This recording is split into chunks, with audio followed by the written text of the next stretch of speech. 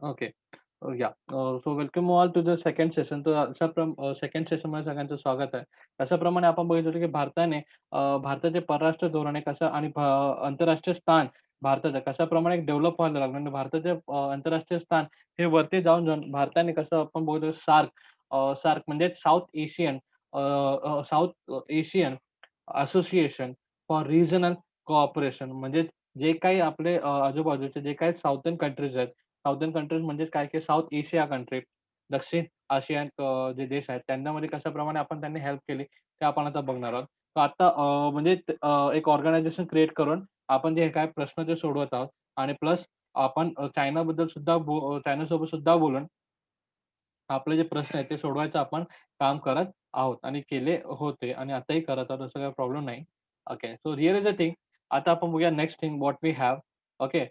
So see So India has adopted the policies of non-alignment in the context of the world of the Cold War. So see, the Cold War मध्ये जे आपण आता basically बोलत होतो, की जो सॉल्व्हेंट Russia and we can say अमेरिकामध्ये जो आपल्याला वॉर दिसला होता, एक cold war.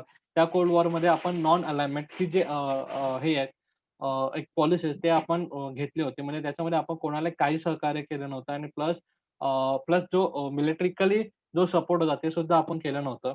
As a result, the priority was given to maintain a friendly relationship with all the nations and to took the help to require for development from different countries. Due to the policies of the non-alignment, the India could get the aid from both the super power. जे super power होते, तर त्या super पॉवरमध्ये आपण बघू शकतो okay. Okay. तो हे जे धोरण होतं, आपण बेसिकली काय धोरण केलं होतं, या दोघांचा झगडा चालू होता. ओके. सो काही-काही जे कंट्रीज होते, जे आफ्रिकन आणि एशियाचे कंट्री होते, ते काय करत होते, की या दोघांचा जो अमेरिका आणि प्लस आपण म्हणू शकतो, की यूएसए आणि रशिया या दोघांचा जो झगडा चालू होता, त्या दोघांच्या झगड्यामध्ये त्यांनी पार्टिसिपेशन करून ते आपलं एक स्थान प्रस्थापित करण्याचा प्रयत्न करत होते आणि प्रयत्न करत होते, राइट?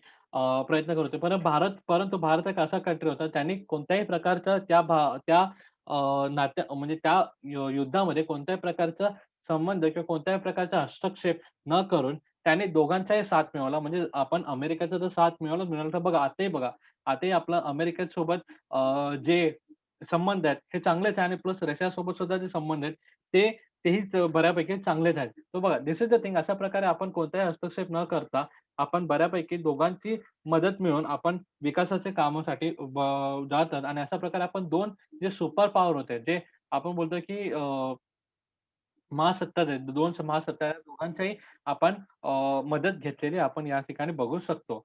अँड अगेन नंतर आपण बोललो की काय घडलं, की there was a lot of stress in improving the strengthening the Indian defence.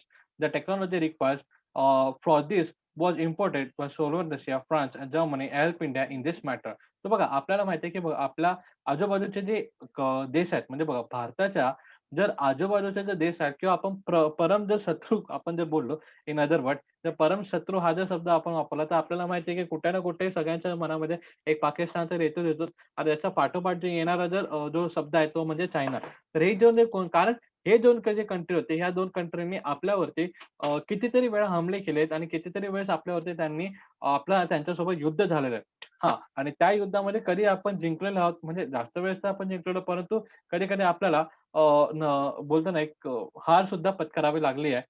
तर ते जे सिनेरिओज आहेत, तर हे जे 2 कंट्रीज आहे आणि हे 2 कंट्रीज कसे आहेत आणि we all know how is the China. आपल्या सगळ्यांना माहिती आहे की चायना किती आहे. हा चायना एक नाही बोलता, की एक महासत्ता बनू शकतो एवढा पात्रतेचा तो कंट्री आहे आणि आपण we are still in developing countries. आपण त्याच्या कुठेतरी आजूबाजूला आहोत, परंतु आपण त्याच्या टक्करमध्ये नाही आहोत.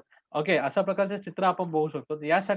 यासाठी हे जे चायना जो एक टेक्नॉलॉजीच्या बेसिसवर आपण बोलत होतो, एक सर्वात पुढे किंवा इकॉनॉमिकल बेसिसवर म्हणजे आर्थिकदृष्ट्या आणि तांत्रिकदृष्ट्या जो आपल्याला सर्वात पुढे म्हणजे आपल्याहून जरा पुढे आपल्याला दिसून येतो, तो कंट्रीज आपल्यावरती अटॅक करू शकतो. तर ते कंट्रीजचा आपल्यावरती होणारा अटॅकला आपण स्वतःचा अटॅक केल्यानंतर आपण स्वतःचं स्वातंत्र्य आणि आपलं स्वतःचं सुरक्षित तर आपण करू शकेल यासाठी आपल्याला डिफेन्स जो आहे म्हणजे आपलं जे डिफेन्स सिस्टम आहे म्हणजे जे आपण युद्धनीती आहेत किंवा जे युद्धासाठी लागणारे जे गोष्टी आहेत, हे इम्प्रूव्ह करणे आणि जे टेक्नॉलॉजी इम्प्रूव्ह करणे ह्याची आपल्याला गरज असते. तर ते आपण कोणाकडून इम्प्रूव्हमेंट सॉरी इम्पोर्ट करतो म्हणजे त्या गोष्टीसाठी आपण कोणाची मदत घेतो? तर सॉल्व्हेंट रशिया, फ्रान्स, जर्मनी यासारख्या आपण जे यासारख्या ज्या कंट्री त्यांच्याकडून आपण नेहमी मदत घेत असतो आणि आणि अमेरिकासारख्या देशाकडून सुद्धा आपण मदत घेत असतो. Right? So this is the thing. अशाप्रमाणे we we always take help आणि आपण म्हणजे एक नवीन टेक्नॉलॉजीचा आपण पाठलाग करत असतो आणि ती कुठे असतात ती आपली जी डेफिशियन्सी म्हणजे आपली डेफिशियन्सी सॉरी आपली जी सुरक्षितता आहे, डिफेन्स जे मी बोलतोय, ती सुरक्षिततेची टेक्नॉलॉजी ती वाढवायचं आपण नेहमी ट्राय करत असतो. In this period, the India had faced some challenges, and this included the conflict with Pakistan, creation of Bangladesh, and conflict with China. तर या पिरियडमध्ये आणि कारण बघा तेव्हा आपण बोलतो की भारत, पाकिस्तान आणि भारत, चायना यांच्यामध्ये जो मतभेद होता किंवा यांच्यामधला जो मतभेद होता, मतभाव होता, तो जास्तीत जास्त वाढत असल्या कारणाने the conflict was and the world was taking long. That's why we need such the great technology of for our defense for the great technology for our security and sovereignty. That's why that's why we imported such technology and we take the help of that machines from Solvent Russia, France and the Germany. म्हणजे मला असं म्हणायचं आहे की जे मतभेद जे आपला संघर्ष चालू होता भारत-पाकिस्तान आणि भारत-चायनाचा, हा जो संघर्ष होता, या संघर्षामध्ये आपलं स्वातंत्र्य टिकून राहावं आणि आपली सुरक्षितता राहावी यासाठी आपण नवीन टेक्नॉलॉजीचा, नवीन मशिनरीचा नेहमी हेल्प घेत गेलोय आणि ते कोणाकडून आपल्याला भेटायचं सोव्हिएत रशिया, सॉल्व्हेंट नाही तर बेसिकली सोव्हिएत रशिया, फ्रान्स आणि जर्मनी यांच्याकडून आपण हेल्प घेत आलेलो आहोत. तर बघा contribution of the Pandit Jawaharlal Nehru to the Indian foreign policy. तर आपण बघणार जे आपले पहिले पंतप्रधान होते त्यांनी त्यांनी काय कोणत्या घटना केल्या. तर his stand was that India should independently understand the global and international affairs. आणि नंतर he followed up the policies of peace. म्हणजे बघा त्यांनी एक असं स्थान घेतलं, की त्यात ग्लोबल अँड इंटरनॅशनल अफेअर. मग त्याच्यामध्ये आपण बोललो, की जे काही घटना घडतात आहे, की म्हणजे जागतिक जगामध्ये जे काही घटना घडतायत आणि ग्लोबली आणि आंतरराष्ट्रीय आणि जागतिकदृष्ट्या जे काही घटना घडतात आहे, की जे काही अफेअर्स होतात त्याला भारत एक स्वतंत्रपणे ॲड्रेस करू शकतो किंवा भारत एक स्वतंत्रपणे त्याच्यावरती विचार करू शकतो. हा एक त्यांनी स्टँड घेतला. दुसरा स्टँड असा होता, की आपण नेहमी we always follow up the policies of peace. म्हणजे आपण नेहमी शांततापूर्ण विचार करत होतो. म्हणजे बघा बेसिकली बोलायचं असं की कोणता ना कोणता देश जर अंडर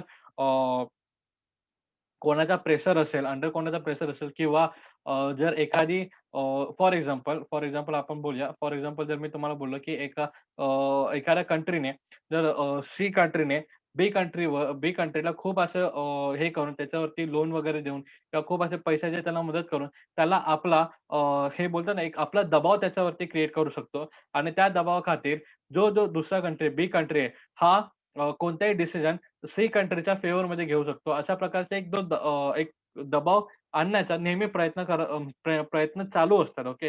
हा जो आपण जागतिक जर आपण व्यवस्थित बघितलं तर या जगामध्ये अशा प्रकारचे जे प्रॅक्टिसेस आहेत, अशा प्रकारच्या ज्या गोष्टी आहेत, हे नेहमी घडत असताना आपण बघू शकतो. म्हणजे एखादा कंट्री जसं मी आता बोललो होतो, की फॉर एक्झाम्पल कंट्री सी हा कंट्री बीवर एक बोलतात ना आर्थिकदृष्ट्या त्याला पैसे देऊन किंवा आर्थिकदृष्ट्या त्याला जास्तीत जास्त लोन देऊन, की तो व्यक्ती किंवा तो देश मला हे लोन परत करू शकणार नाही किंवा अशा प्रकारचे जास्तीत जास्त त्याला लोन देऊन त्याच्यावरती कुठे ना कुठे एक बर्डन क्रिएट करण्याचा तो प्रयत्न करतो आणि त्यानुसार असं होऊ शकतं, की त्यानुसार मग जो कंट्री बी आहे तो जर आपलं मत वगैरे असेल किंवा जे काही कृत्य असेल ते म्हणजे कंट्री सीच्या फेवरमध्ये करणारे आपण नेहमी बघू शकतो. तर दिस इज द थिंग अशा प्रकारच्या गोष्टी घडू शकतात.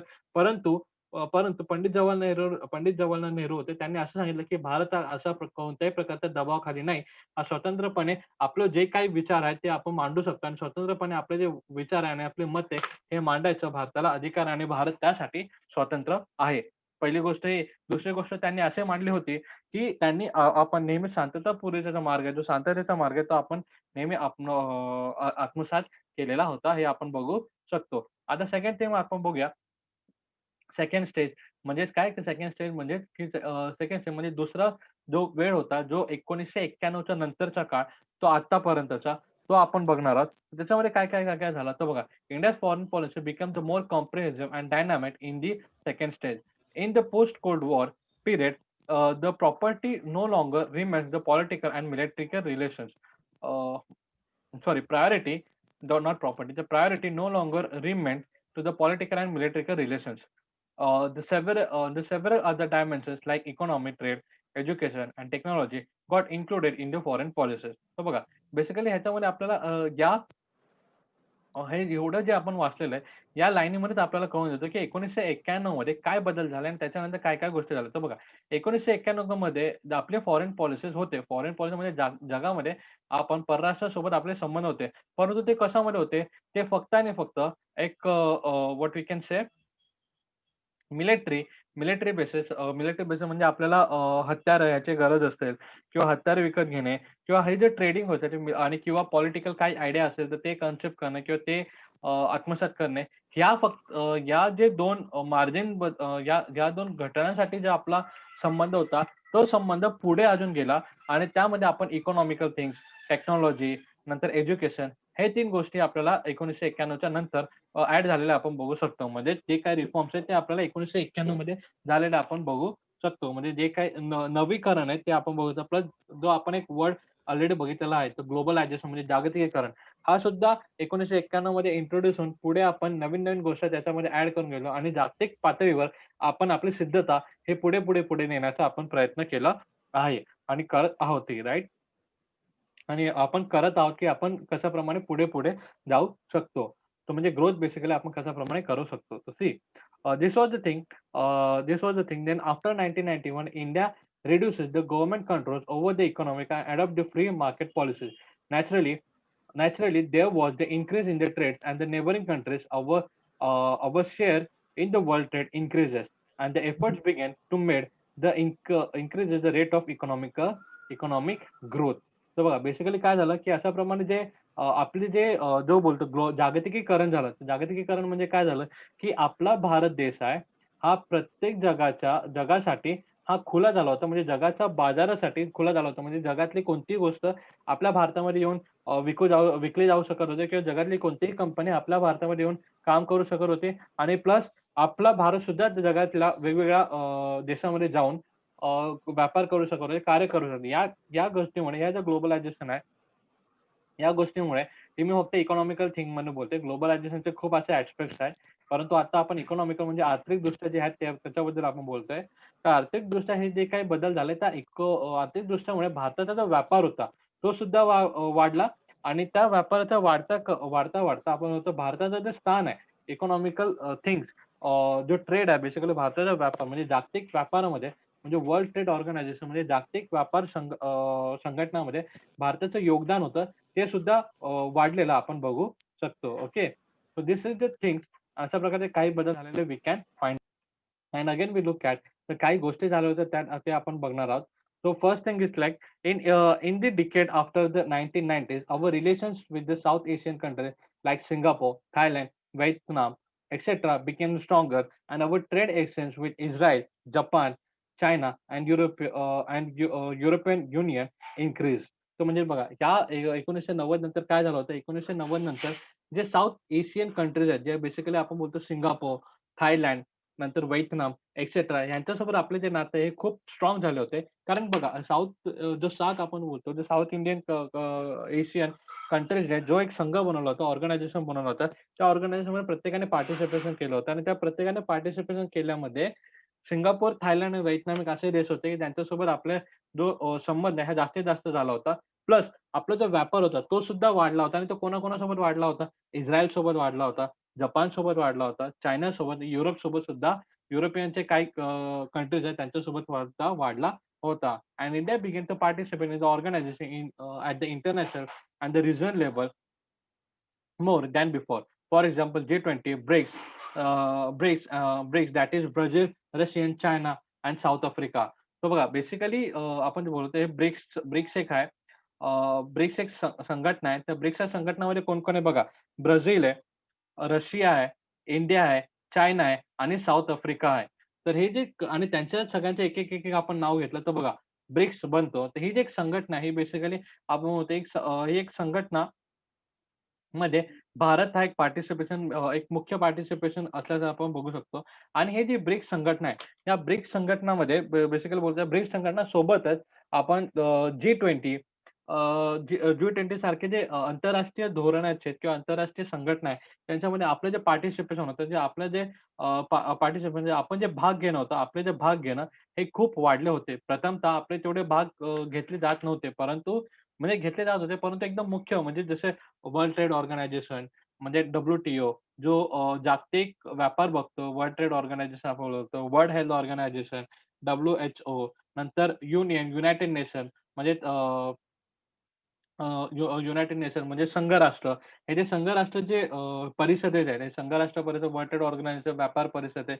हे या परिषदेमध्ये आपण भारत होतो. परंतु यासोबत 1991 नंतर आपण ब्रिक्स सारख्या किंवा सार्क आपण बोलतो किंवा G20 अशा प्रकारे आपण रिजनल जे आहेत, रिजनल म्हणजे तिथल्या काढण्यासाठी किंवा तिथल्या विभागासाठी सुद्धा आपण जे ऑर्गनायझेशन बनायचे त्यांच्यामध्ये आपलं पार्टिसिपेशन आपण घेत होतो आणि त्याच्यामध्ये फक्त पार्टिसिपेशन घेत नव्हतो, तर आपण एक चांगल्यापैकी मुख्य आणि एक इम्पोर्टंट फॅक्टर असलेला आपण तिथं होतो होतो आणि आहे सुद्धा राइट?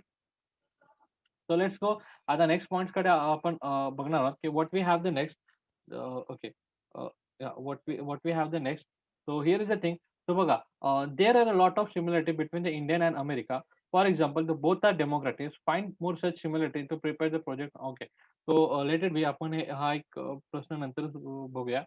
सो सी डिस्कशनमध्ये आपण घेऊया. So our relations with the America strengthen the mutual trust grieve and India status rises in the international community. म्हणजे बघा, नंतर 1991 नंतर काय झालं, की आपलं जे पार्टिसिपेशन हे वाढल्या कारणामुळे प्लस आपले जे रिलेशन्स आहे अमेरिकेसोबत हे जास्तीत जास्त चांगले व्हायला गेले. ते एक बोलतात ना, एक मजबूत होत गेले.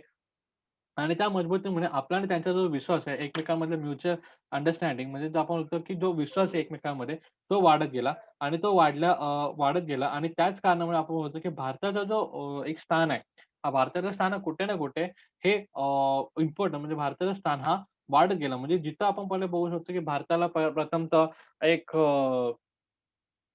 बोलतात ना एक वसाहत किंवा एक कुठे ना कुठे गरीब देश म्हणून असा मानला जात होता. परंतु आता त्याची डेफिनेशन ही परिपूर्ण चेंज झाली होती. आता भारत हा विकसनशील देश आणि जे अंडर बोलतात ना आपण जे अविकसित देश किंवा विकसनशील देशांचा एक प्रमुख देश किंवा त्यांना लीडरशिप प्रोव्हाईड करणारा हा देश असा बनलेला आहे. म्हणजे आपले भारताचे जे स्थान आहेत आणि भारतासोबत असणाऱ्या जे लोकांचे विचार आहे, हे खूप वर गेलेले आणि खूप वेगळे झालेले आपण बघू शकतो. आणि त्यासाठी भारताचे फॉरेन पॉलिसीज आहे, म्हणजे भारताचे परराष्ट्र धोरण आहे, हे अतिशय इम्पोर्टंट आहे. म्हणजे जागतिकदृष्ट्या जर आज आपण भारताचं नाव घेतलं, तर भारत एक चांगला देश, एक प्रगतीशील देश आणि प्रत्येक भारतीय हा एक चांगला व्यक्तिमत्व आहे अशा प्रकारचा आणि जर आपण बघा दुसऱ्या कंट्रीजमध्ये गेलो फॉर एक्झाम्पल जर काही कंट्रीजमध्ये गेलो तर कोणत्या कंट्रीचे जर नागरिक असले तर त्याला ट्रीटमेंट वेगळी होत नाही.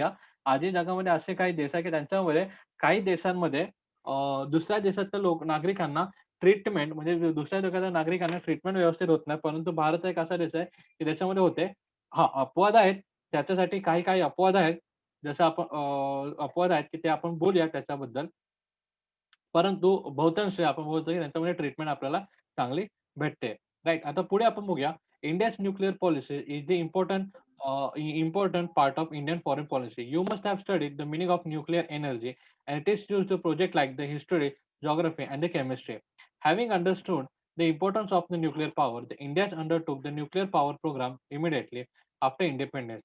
For this, we established the Department of Atomic Energy and the India's Atomic Energy Commission. The first chairman of the India Atomic Energy Commission was Dr. Homi Bhabha. Even through the electricity generation was main purpose behind the program, it's also aimed at creating the military capability. As a consequence of this, the India conducted the first nuclear test in 1947. The India built the nuclear weapon and conducted the nuclear test in 1998. And we have also made the missile carrying nuclear weapon and in the Air Force and the Navy have been enabled to carry them. Right. So एक scenario एक पूर्ण आपण वाचून घेतो. याच्यामध्ये basically काय सांगितलं, की याच्यामध्ये आपल्याला असं सांगितलं, की भारताने जे अणु बॉम्बचं जे परीक्षण केलं होतं. That we tested the nuclear what you can say nuclear bomb. त्याच्यामुळे आपले जे फॉरेन पॉलिसी आहे, त्याच्यामध्ये आपले परराष्ट्र धोरण यांच्यावरती खूप परिणाम पडला. कारण भले आपलं न्यूक्लिअर म्हणजे भलेही आपलं जे अणुबॉम्ब किंवा अणूचं जे हे होतं, की त्याच्या मागचं कारण फक्त आपल्याला वीज निर्मिती होती, की आपल्याला फक्त अणु ऊर्जेमुळे आपल्याला वीज निर्मिती करायची होती. हे एक कारण होतंच होतं. परंतु कारण होतंच होतं. परंतु त्याचा उपयोग आपण बॉम्बसाठी म्हणजे म्हणजे अटॅक करण्यासाठी म्हणजे लढाईसाठी सुद्धा आपण उपयोग करू शकतो. आणि त्यासाठी आपण काय केलं होतं, त्यासाठी आपण मिसाईल्स वगैरे ज्याच्यामध्ये अणु ऊर्जा ही काबीज करून ठेवून आपण त्याच्यासारखे दॅट एटॉमिक न्यूक्लिअर मिसाईल्स आपण ज्याला म्हणतो, ते न्यूक्लिअर मिसाईल्स वगैरे सुद्धा आपण बनवले आहेत आणि ते मिलिटरी आणि एअर फोर्समध्ये आपण इनेबल केलेले आहेत. म्हणजे त्यांच्याकडे ठेवले, की ज्याने हवे त्यावेळी म्हणजे जेव्हा त्याची गरज भासेल तेव्हा ते त्याला वापरू शकेल, यासाठी आपण ते डिझाइन केले होते. आणि हे जे बोलत होतो, हे जे न्यूक्लिअर एनर्जी ह्याचं जे प्रक्षेपण किंवा हे न्यूक्लिअर एनर्जी ह्याच्याचे जे धोरण किंवा ह्यांच्याकडे नीट लक्ष देण्याचं काम कोण करत असतं? त्यांच्याकडे नीट लक्ष देण्यासाठी काम किंवा ते त्याच्यामध्ये न्यूक्लिअर शक्तीमध्ये आपण ग्रोथ करू, आपण डेव्हलपमेंट करू याच्यासाठी आपण डिपार्टमेंट ऑफ एटॉमिक एनर्जी आणि इंडियन ऑटोमिक एनर्जी कमिशन ह्या 2 संस्थांचं म्हणजे बोलता ना एक ऑटोमिक मिनिस्ट्री ज्याला आपण म्हणतो मिनिस्ट्री ऑफ ऑटोमिक एनर्जी किंवा म्हणजे अणुऊर्जा बनवण्याचे जे काही मंत्रिमंडळ आहेत, ते आपण मंत्रिमंडळ बोलत होतो. प्लस एक कमिशन आपण बेसिकली बोलत होतो. एक संघ होता.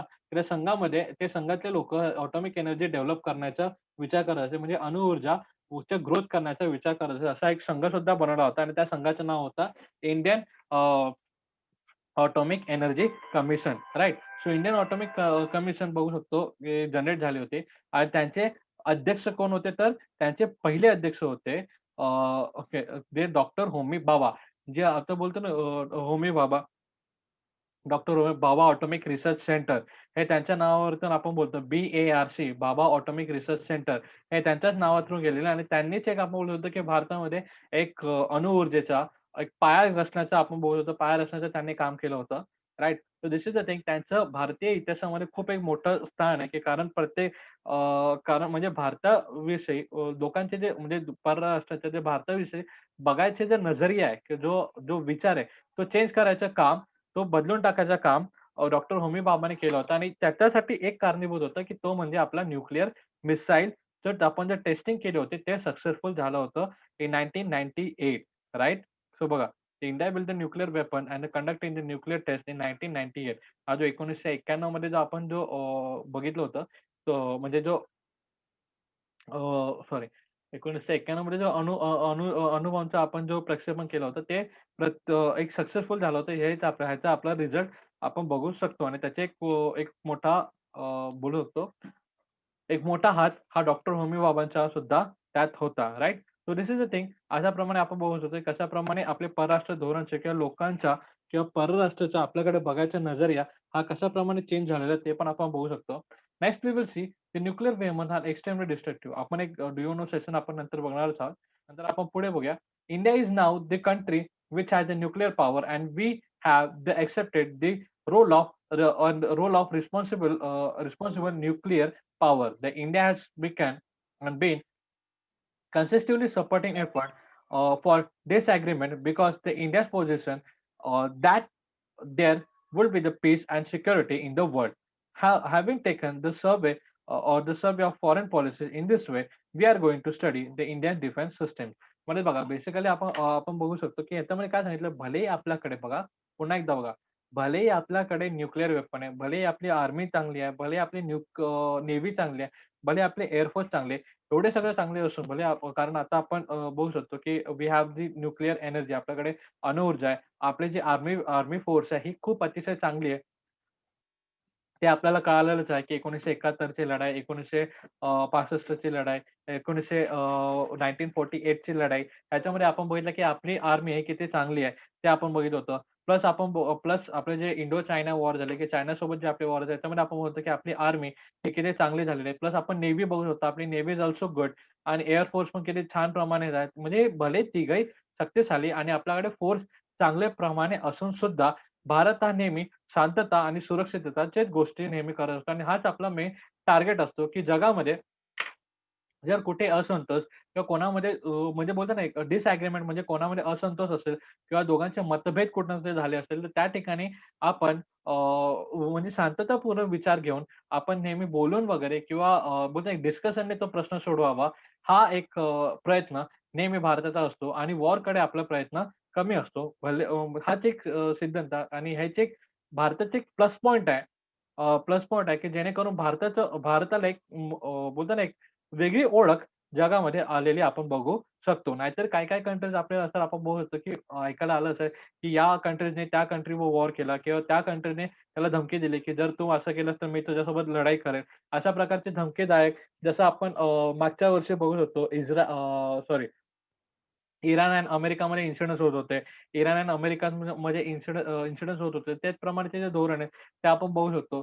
ते तशाप्रमाणे ते धोरण आहे. म्हणजे ते कसे आहेत, ते थोडे उग्रवादी देश आहेत. उग्रवादी म्हणजे कसे उग्रवादी means what?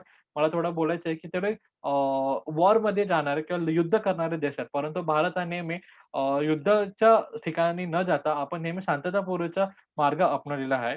Okay. So this is the thing आपण बोललं, की भारताचे परराष्ट्र धोरण अशाप्रमाणे नेहमी डिझाइन झालेले आहेत आणि अशा प्रकारे आपले भारताचे परराष्ट्र धोरण आहेत.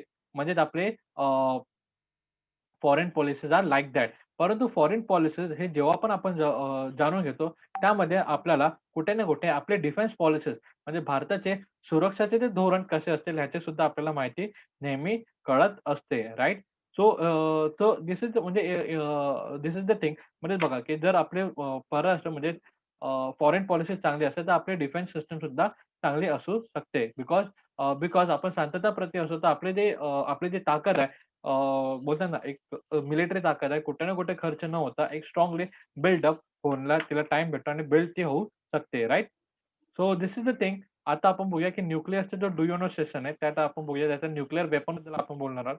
तर बघा, nuclear weapons are extremely destructive and hence it is necessary to make the consistent effort so that they can never use. The two treaties have been made to stop the spread of nuclear weapon.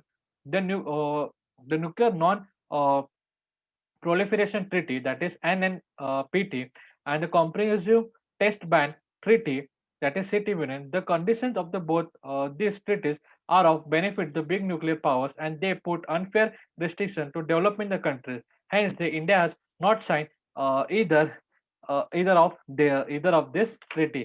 मध्येच बघा ह्याच्यामध्ये भारतामध्ये काय okay 2 मिनिटं. So basically याच्यामध्ये काय सांगितलं आपल्यामध्ये बघितलं, की बघा अण्वस्त्र प्रसारबंदी करार आणि नंतर सर्व खर्च अणुचाचणीच्या बंदी करार. तर हे जे 2 करार आहे, हे बेसिकली हे 2 करार आणि जे जो ट्रिटी आहे, हे आपल्याला न्यूक्लिअर रिलेटेड आपल्याला जे ट्रिटी आहे, ते आपल्याला दिसतात. तर त्या ट्रिटीमध्ये बेसिकली आपल्याला काय सांगितलं, की आपण अणु ऊर्जेच्या बोलतात ना अणु ऊर्जेच्या चाचण्या जास्तीत जास्त करू शकत नाही. हे आपण बोलू शकतो आणि प्लस ह्याच्यामध्ये आपण बोललो, की अण्वस्त्र परारबंदी करार that is nuclear non proliferation treaty याबद्दल आपण बघत होतो, की याच्यामध्ये कुठे ना कुठे आपले जे न्यूक्लिअर एनर्जी आहे, जी आपली अणुशक्ती आहे, याच्यामुळे कुठे ना कुठे बाधा येऊ शकते आणि म्हणजे बाधा येऊ शकते. म्हणजे बेसिकली आता जर समजा, की इन फ्युचर जर कोणता देश असेल, तर आपल्यावरती न्यूक्लिअर बॉम्ब अटॅक करायचा जर त्यांनी प्रयत्न केला,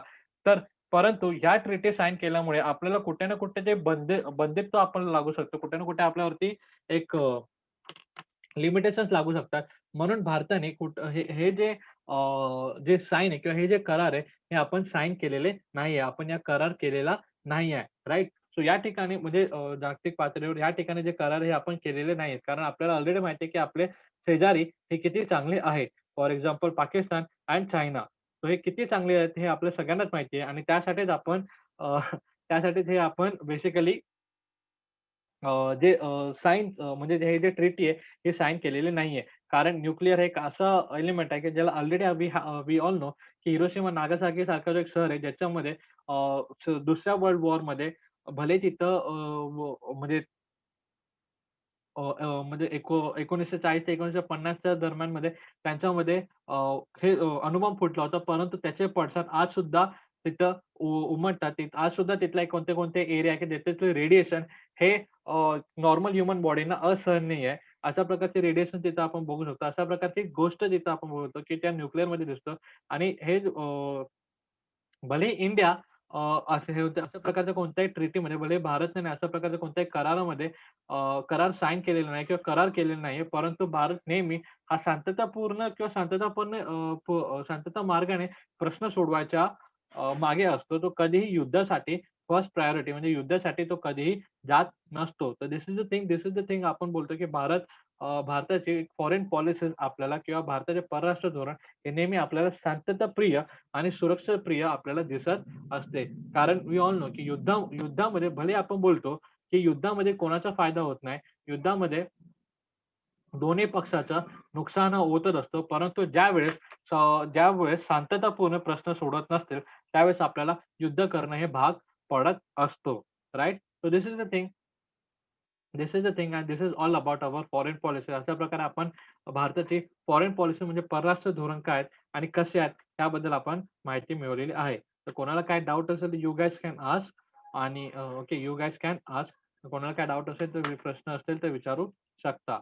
ओके. आय होप सगळ्यांना कळालं असेल. But still if you have any doubt you guys can ask.